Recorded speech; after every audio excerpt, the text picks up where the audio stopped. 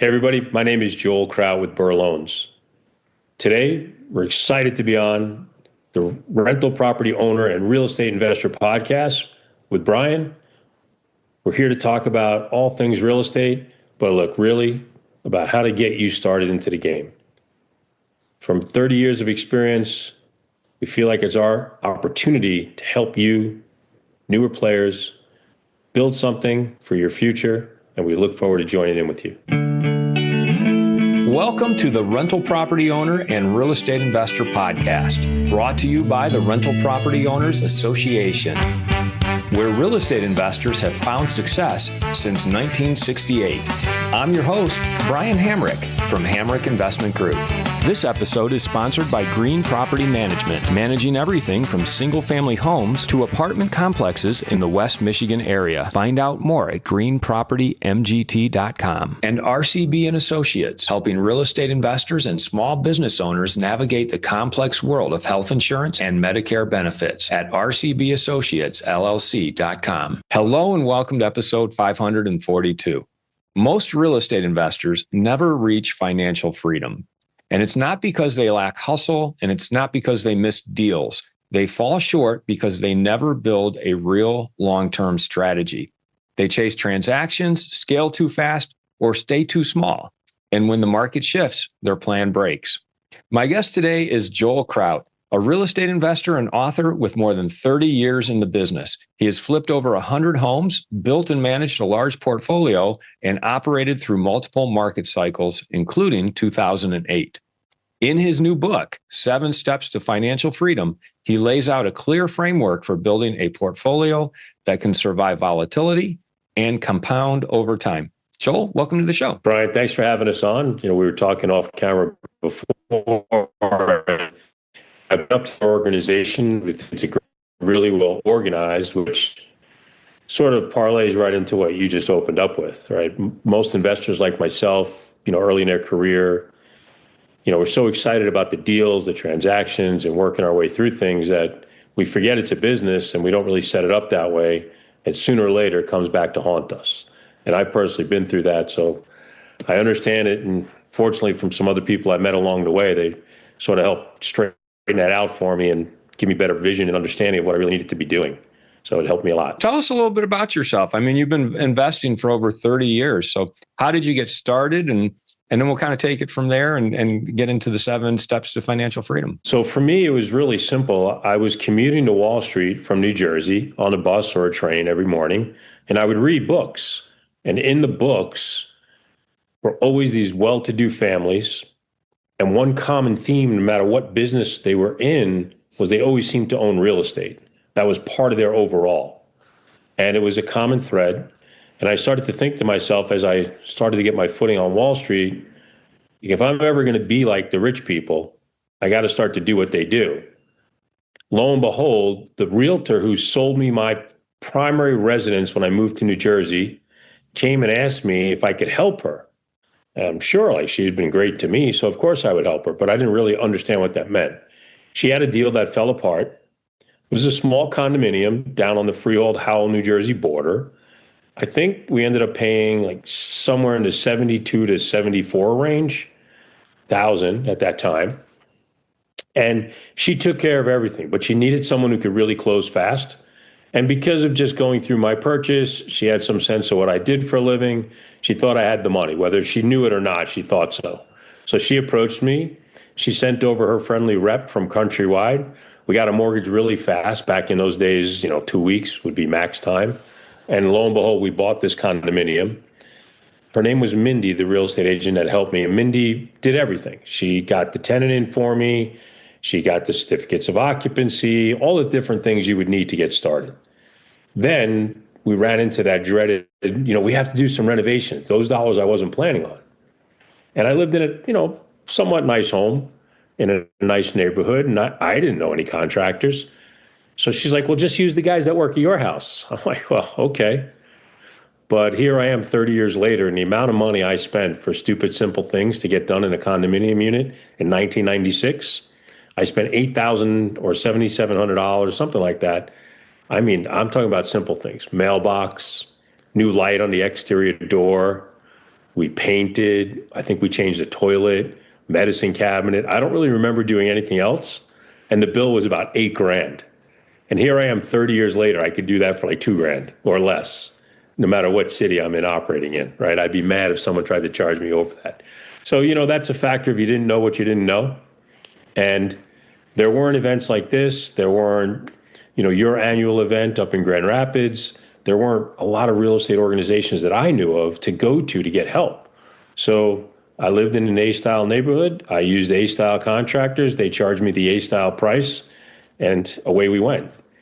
So it was a very tough learning experience. But one thing that did happen that said it changed everything for me, it was about a year later, a young lady came to me and she said, "Hi, my name's Maria. I'm a residential mortgage rep, and I think you bought your property really cheaply." That really struck me because I didn't understand, how could somebody know what I paid? I didn't understand that everything was recorded at the county level and someone could look it up. So this residential mortgage rep I thought was ingenious. What she actually did was she would search the county records in the areas she liked to work. She would try to find people like me who had more than one mortgage in their name. And then she would go meet them. And at the 10-month mark of the other mortgage that didn't look like the primary residence, she would start discussing with you about refinancing it. Because back then in the 90s, as opposed to today, you had to wait 12 months and 1 day to be able to refinance your property at market value. I didn't understand any of this. She knew it cold, and she started to explain it to me. And I got really nervous. I said, well, working on Wall Street, trading options, this just sounds too easy. Like no bank could be stupid enough to let you do this, right? So I called my friend Mindy, the realtor, and I said, look, please don't laugh at me. I explained the situation. Of course, Mindy starts laughing. Yes, it's legal. You can do that. I'm like, really? I'm like, Maria, sign me up. I'm in. I'm doing this. I got a check for about $16,000, $17,000, $18,000. I don't remember exactly. I still owned the property. I still had positive cash flow. I still had equity. I didn't know 30 years later we'd be calling it the BRRRR method and the name of my company would be BRRRR.com. But that was my first indoctrination to it all. And I remember being wowed, like how simple it was. I went on to do 22 more transactions with Maria in the next 2 years. I got my ex-wife to buy. I had a friend bought a couple, and we did them in each person's name because back then you could only have 4 mortgages in your own name. So we had to work around that. But hey, we could figure this out. We could figure that out, right? The sophisticated level of reporting, background searches, and all the things that we're used to now, I don't want to say they didn't exist then, but they were at such a cursory level as compared to today's depth that it was a whole different world and much easier to operate. So things we did then, we would not be able to do today. That's true. So I know it's a cute, fun story, but it's not exactly the same as today. And I respect that, but we're still investing today. We just bought a 4-family and are doing renovations work on it. We have 3 or 4 houses on the market in Mobile, Alabama for flips. We have one on the market in Milwaukee. We just flipped one in South Jersey. So we're staying active. We buy, renovate, and sell, and we buy, renovate, and hold. We only really buy properties that have advantaged opportunities, where we can add some value. It sounds like both Maria and Mindy basically brought you into becoming a real estate investor. Whether you knew it or not at the time, they were changing the course of your destiny there. Absolutely. And from there, I would go to dinner with another couple, and my ex-wife would invariably talk to the wife and kind of tell her what we did on the side. And the man would say to me, like, Brian, why would you buy a house you're not going to live in? Or Brian, I actually don't even believe that someone would sell you a house at a discount, because it was so foreign to everybody back then. Nobody said, hi, Brian, my name's Joel. I'm a professional real estate investor. And you thought to yourself, wow, that's cool. Instead of, what the hell is that? Right? So it was a whole different world. There was a lot more mystery to it, and it wasn't nearly as common as it is today. Absolutely. And you're right. I mean, without Mindy and Maria, I have no idea if I'd be here today. They definitely got me started on the path. No doubt about it. They opened my eyes to what was possible. You were saying that what was available back then, you could have up to 4 mortgages in your name.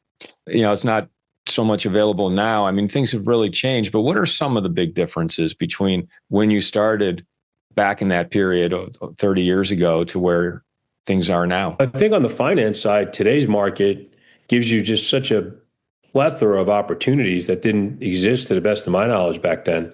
Back then, it was really vanilla. You had to have really good credit, you had to be bankable, and you'd get a vanilla bank mortgage, and they would end up on your credit reports. Today, you could do almost anything, right? You see people all the time, self-employed with no tax returns or minimal shown, now working in the private direct mortgage world where there's no limit to the number of mortgages you could have. As long as you have a 660 or 680 credit score, you can get rational interest rates. If your credit score is higher, you can get rates equal to or even sometimes better than a bank. We're offering 30-year loans as low as 5.75% to 6% on a 30-year fixed rate basis. We're doing cash out refis for people with high credit scores on multifamilies as low as 6 to 6.25. It's kind of crazy, but it's true. So I actually think the finance side has gotten much more user friendly than it was, easier to deal with and understand, and easy to access. Back then you had probably 90% of all of the loans originated probably by 4 to 6 places: Citibank, Chase, Wells Fargo. Back then there was another bank called Wachovia, which became Wells Fargo in the middle of the night, Bank of America. And people like that truly dominated the market. And that just doesn't exist anymore. Those people are absolutely there. They're still there, but there's a host of people like BRRRR.com making these types of loans across the country to investors everywhere. And investors love it. If you have the audacity to make the payments, we don't even put the loans on your credit report, so no one can see it, and we don't affect your debt to income ratios. And enabling you to stay open for such opportunity, it's so different now than it was then. What about the BRRRR world? Because, when you look at the cost of homes going up so high and what the rent ratio is on what you're paying for a home, does that BRRRR method still work as well as it used to? When you say as well as it used to, for myself, you, and a lot of the people that might listen or participate in the market, when it used to work great, that meant it just worked everywhere. It still works great, just in less places or places you're not used to being. But where it might work in some parts of Michigan, it works beautifully down the Midwest of the country into what, when I was a young guy, we'd call the Rust Belt, the Ohios, the Indianas, the Michigans, the parts of Illinois, West Virginia, Kentucky, parts of Tennessee. You're still seeing a lot of good BRRRR opportunities in parts of the Southeast. Yes, it doesn't work as well as Southeast Florida, where the market was on fire. It doesn't work as easily in Dallas, Fort Worth, Texas, and Austin, Texas for a while, where the market was on fire. It doesn't work in California unless you've built out your 3 ADUs on top of your single family. The auxiliary dwelling units where you can now add to your property and create additional value in California. So people have pivoted and rotated, but we still have people from Southeast Asia, the Middle East, Eastern European countries, the coastal type investors, all pivoting and doing loans with us almost every day, literally. Western PA, Ohio, Kentucky, West Virginia, Oklahoma, Missouri, Michigan. You're seeing Alabama. I waited my whole career for Alabama to get hot, right? The only thing I knew about Alabama till about 3 years ago was the University of. Now I've personally done 10 or 12 transactions there. So if you're staying up with the market and you're willing to rotate and go out and build the teams, which is something I did horribly in the beginning. When I treated it as a deal instead of a business, I did this part of the business horribly. I didn't understand the value of making sure I'm partnered up with Brian in Grand Rapids, and now I have an opportunity to do something intelligent in Grand Rapids because I have reliable boots on the ground that I can partner with. I didn't put enough value in that. I was too worried about going to find something that looked cheap in Grand Rapids and seeing if I could make it work. So I left myself in a really disadvantaged position. And now, as I'm older and I've already lost my hair and had ulcers and all that good stuff, now I figured out the value of that. Now it goes much easier. I'd like to take a moment to tell you about Green Property Management. Not only do they manage everything from single-family homes to apartment complexes in the West Michigan area, they also manage my entire portfolio. So I can tell you from personal experience that their unique flat fee management style is worth a closer look. If you feel that your property isn't operating to its fullest potential, then Green Property Management can help you take a holistic approach that will save you money, eliminate your headaches, and increase your net income. And if you're a property manager interested in applying Green Property Management's model, give them a call at 1-866-95-GREEN or visit them on the web at greenpropertymgt.com. If you're thinking of leaving your W-2 job and becoming a full-time real estate investor, one of the greatest costs you must consider is healthcare for you and your family. When I made this transition myself, I found the whole healthcare insurance process to be confusing and frustrating. That's why I'm glad I met Chad Creasy at RCB and Associates. Chad is a professional health insurance agent who helps real estate investors and small business owners understand and choose their best healthcare options. And best of all, his services are covered by the insurance company and won't cost you a dime. If you live in Michigan and are expecting a change in your healthcare insurance coverage for any reason, or losing employer coverage or transitioning into Medicare, then you owe it to yourself to contact Chad Creasy at rcbassociatesllc.com. Joel, let's talk about what you have figured out, because you have your book, The 7 Steps to Financial Freedom, which has a lot of great advice for real estate investors. Why don't you kind of take us through some of those steps where you see investors going wrong and what you've recognized along the way to improve on your strategy as well? Well, I think one of the things that we all start out with, everybody wants to be rich. A lot of people aren't even sure what it means other than having more than they have. But truthfully, they haven't even figured out what stage they're in. So in the beginning parts of the book, we're really just talking about that, trying to slow people down to really realize where they're at. Are they in chaos, meaning scrambling to pay their bills every month, right? Is enough income coming in? How can I generate more income? What are my bills? What do I have a budget?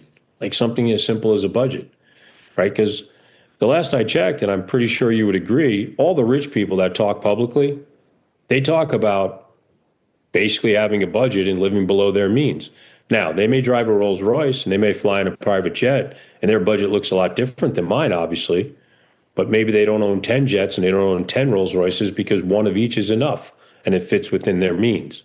Well, similarly, you need to take a step back and start to begin. Offensively, you're going to make money. But on defense, can you start to take care of your money? And then can you get to the final stages of not just taking care of your money, but investment? So we want to help people begin to slow down, to walk themselves through that process. Because nothing good's really going to happen when you're in chaos. You're going to start using credit cards. We see it advertised every moment on Instagram. They talk about it on Facebook. There are tons of companies set up to help you with, quote, business funding. And before you know it, you have all these 0% credit cards and you go to the diner with them or you go to an expensive restaurant. That's not the purpose of any of this. I was guilty. I was a cool guy who did that stuff. I still use them, but now I use them more intelligently. And we're trying to help people as we speak to them, speak to groups, understand how to slow themselves down and when it's appropriate to use that type of weapon, because it's an offensive weapon, right? You can use it to save money in a deal and maybe unlock your opportunity to get into a deal. But if the rest of your financial house is a mess, that's eventually going to become a mess as well. Slow down, have a budget. What's next? I want to make sure we have time to get through a lot of these steps. Once you start the process of saving, you have to get away from 29 minus 4. Right? You cannot live at 29% on credit cards and save money at 4%. So we got to get you through the Dave Ramsey cycle and start to flip that, right? We got to get rid of the credit card debt. My 3 best friends, American Express, Chase Visa, right? MasterCard, Discover. I want to use those guys in a friendly manner at 0% when I'm renovating a property and not paying myself as the hard money lender that juice and save those dollars. But I don't want to be using them to go on vacation, to get a nicer car, to buy things, right? That's what I don't want to do. So if we can help people get through that process and flip that script, now they have an opportunity to begin the investment process, which will then, long term, really help them achieve what they want, which I know everybody's so focused on the money, but truthfully, we all really want the same thing, which is time freedom, the ability to live our lives in the manner which we want on a daily basis. And if we do this well together over the course of maybe 1 to 3 years, you can begin to really get there. And some people will get there faster than others, that's true, but some need help just to get to stability and then move it forward. And that's really what the book's about. And then we throw in information on what is a deal, how to value it, ways to look for things, and how to find deals. But a lot of time is spent on just slowing things down for people because I truly believe one of the biggest problems in America, and I'm by far no mental health expert, that's for sure. My kids could tell you for them. But people have bad perspective. Everything's a disaster. Everything's euphoric. And neither is really true. But getting some good perspective so you can calm yourself down and deal with things successfully, write some things down, which most of us never do, and work off of that gives you a chance to platform off of it. Without that, you're in the ocean by yourself, bobbing, hoping it works. And that's not going to work out. How do you maintain your perspective when things go wrong? I went through 08, 9, first part of 10, and suffered humiliating personal financial disaster. Basically everything that could go wrong. I lost about $4.2 million in a very quick 18 months, had nothing left, honestly. And after about 6 weeks of like the woe is me kind of attitude, I realized it didn't kill me. Now, I got fortunate that the markets began to stabilize in 11 and 12. That's true. And I found a job in a commercial mortgage brokerage shop, and I was able to do something that didn't take money to put out and go after anymore.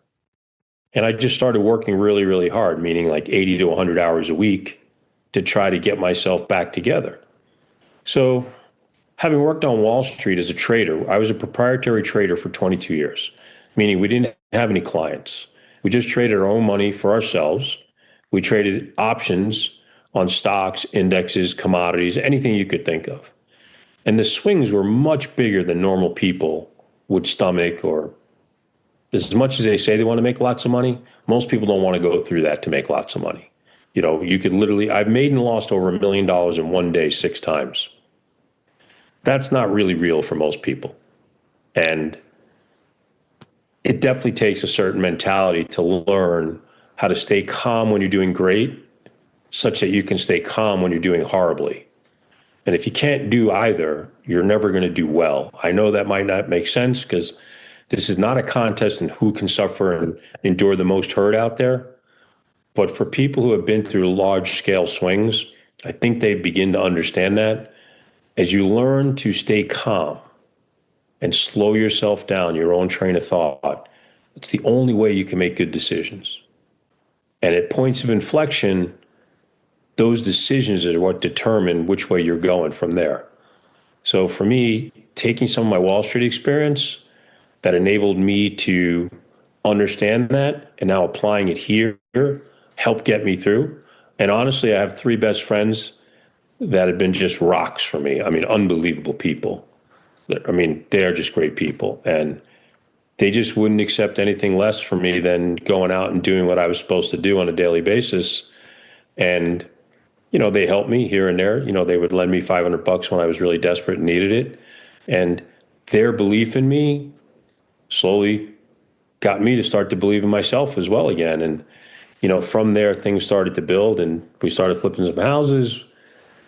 We did an amazing amount of loans, for fee income. So, that put me back together. And I never knew that that would be possible. I didn't really take that for granted. I wasn't sure what would happen, to be honest. And because of the way it's worked out, I feel a big obligation.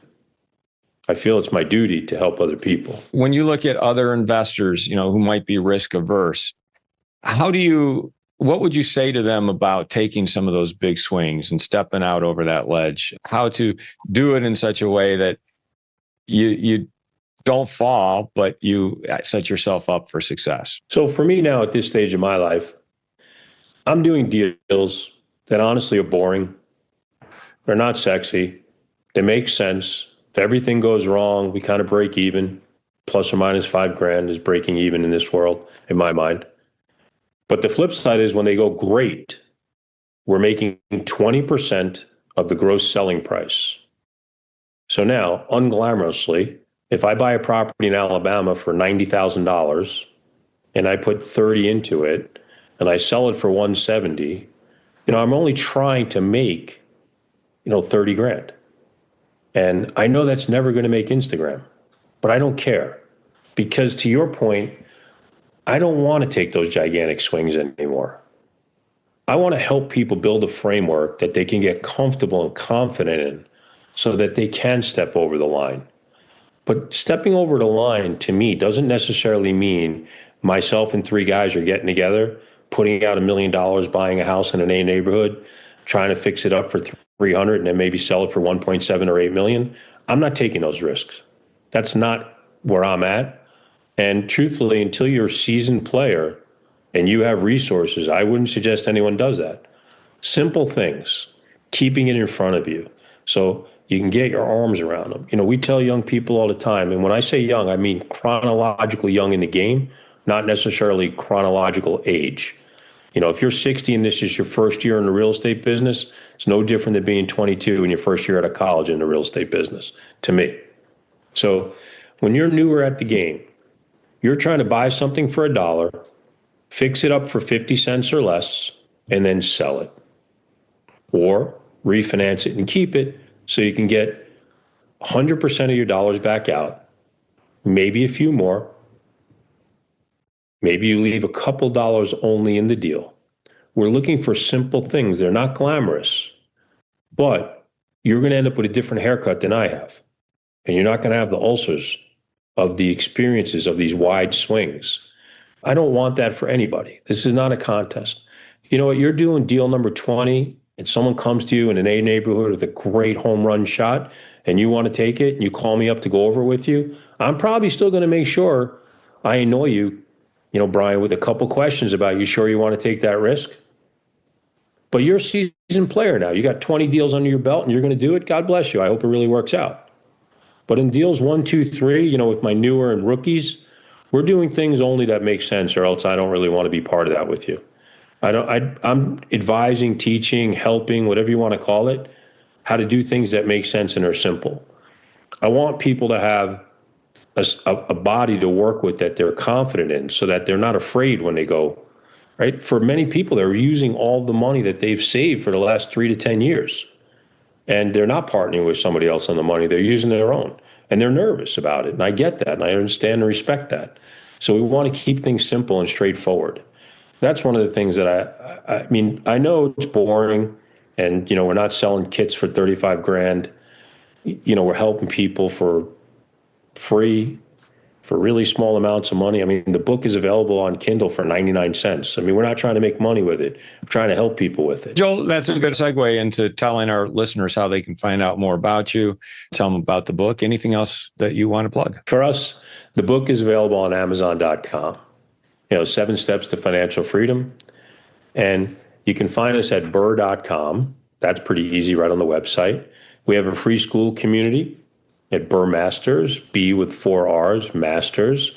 We have a free Monday night for 1 hour Q&A session that's live. We have people come on and just ask questions for an hour. We do that every Monday night from 6 to 7 Eastern time. Some of our mentees, some of our investor friends jump on and just chop it up for an hour and just go over questions, things they see, what's going on. Anything from as simple for a brand new person of how to set up an LLC in a certain state, what websites to go to I have this question about lease with an option to buy, or we're flipping this house, what materials do you suggest? All the things that we would all normally go through as investor type. And we want to help each other with it. I've always said it's amazing in our space how much information you can get for free if you're just willing to go do a little work to find it.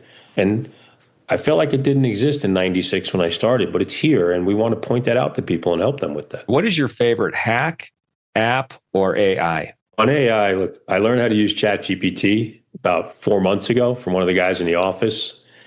When I used to ask questions, one of the people in the office who's really good on a computer would actually just come to my desk and do it for me, which didn't really help. It was great because it got done, but it was really frustrating because I didn't learn anything. But then another guy would come and he'd actually make me write down notes and pay attention.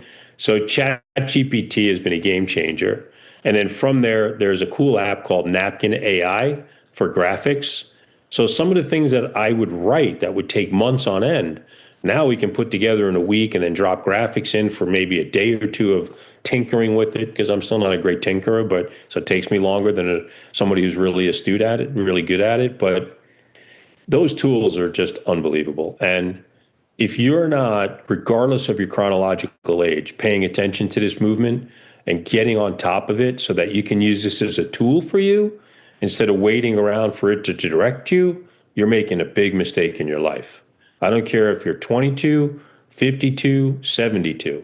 You got to be on this because it is changing America at a pace that we've never seen before. And you need to be part of it, and in a positive way, or else it can be very damaging. Thanks so much for being here today and sharing your experience from over the past 30 years of real estate investing.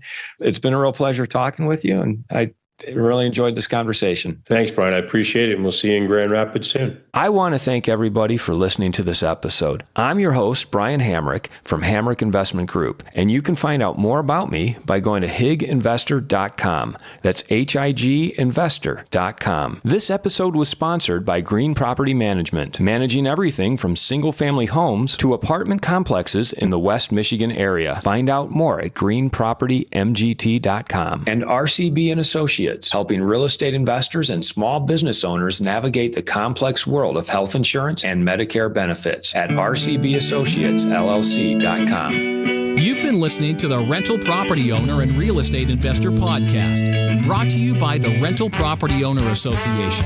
You can find out more at rpoaonline.org. If you enjoyed this podcast, please go to iTunes to subscribe, rate, and review.